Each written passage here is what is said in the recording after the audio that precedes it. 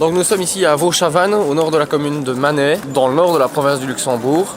Ça s'appelle Vaux-Chavant. On remonte au début du siècle. Tout le village est dans le coup, 300 habitants.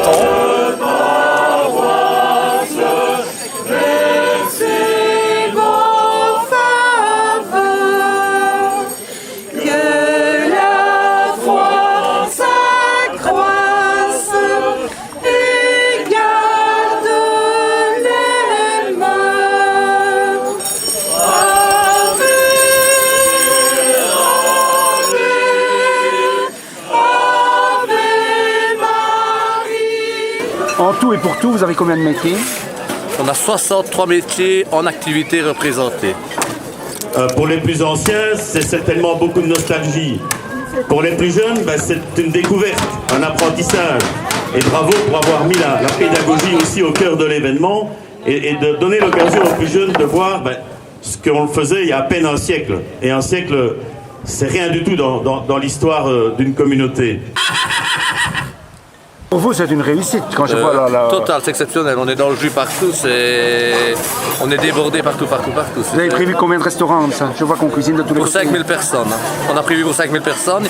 Il y a des votes à le râpé, il y a du matoufé, il y a du jambon à la broche, il y a des saucisses, il y a du stroopoi, c'est de la maquée avec du sirop de liège. Et voilà. Magnifique ça? Oui, c'est magnifique. On a fait notre bière aussi, la Chavanaise. Et on a un café à l'ancienne au vide de la Chavanaise et du Péquet, comme avant. Et dans le café, il y a un accordéoniste et il y a un deuxième qui circule dans le village. Et il y a aussi un orgue de barbarie qui circule dans le village. Et maintenant, la chorale va se mettre en marche pour aller chanter des chansons qui ont rapport avec tous les métiers. Et ça date de quelle année? Oh, il y en avait déjà il y a 2 siècles.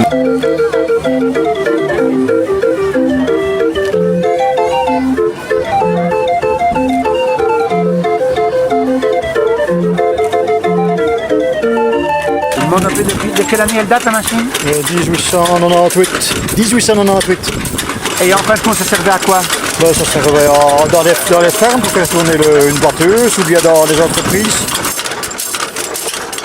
Là, comment ça s'appelle cet engin? C'est une montgolfière? En fait, c'est une charlière qui est inventée dans les années 1783. Oui.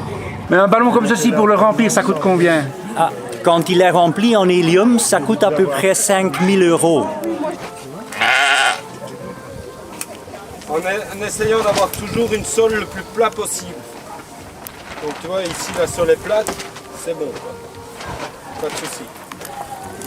Tac. Pardon.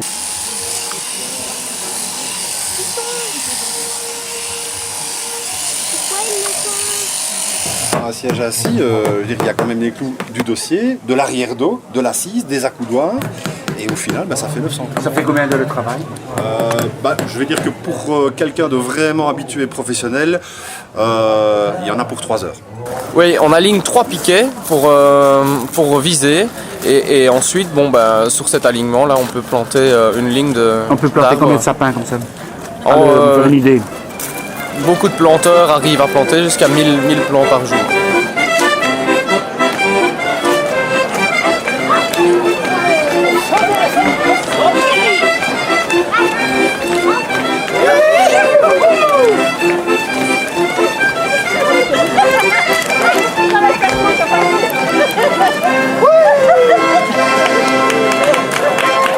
On descend avec la brosse qui est du même diamètre que la cheminée.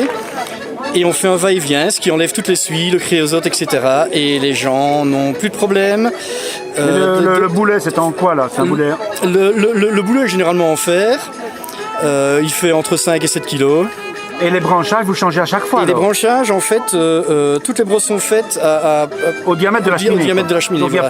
il y a plusieurs sortes de brosses, etc. Ouais. Et vous travaillez encore avec ça? Non, c'est fini. C'est fini depuis quelle année? Depuis après la guerre, hein. Quand ils ont commencé à inventer le fer, ils ont fait des brosses en fer. Ouais. Et vous êtes une copie conforme ou vous êtes un vrai? Je suis un vrai. Je suis ramoneur. Donc vous avez dû vous adapter? Donc je me suis adapté. Voilà. La technique a changé? Bien sûr, on travaille avec des machines, les foyers à bois ont changé, les cheminées ont changé, donc on s'adapte. Et la tenue aussi? Et la tenue, quand on travaille sur le Luxembourg ou l'Allemagne, en tout cas sur l'Allemagne, on est toujours obligé de respecter le chapeau buse. Et puis bon, le folklore c'est notre métier, donc on va continuer. Magnifique. Et ici, vous allez couper combien de pain? Ah ben, on en a une centaine à couper, à la main. Et c'est le pain qui est fabriqué dans le fond du village. Ici? Ici, même à Vauchavannes, oui. On a rénové un petit four à pain. Donc et c'est un pain bio, quoi? Oui, c'est ça, tout à fait bio.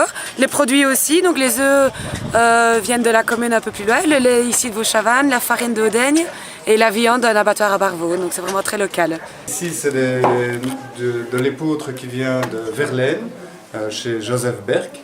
Et je vais le faire moudre chez Odon à Audaigne, en fait. C'est des pains de combien, ça? D'un kilo? 1 kilo, oui, tout à fait. Donc la pâte crue, c'est 1 kilo, et puis à la sortie du four, ça fait aux alentours de 900 grammes. Quoi. Il y a toujours une petite perte d'évaporation. D'évaporation, oui, tout à fait. Ça va relativement vite. Quand je ferme la porte du four et que le premier pain sort, ben, il y a 25 minutes.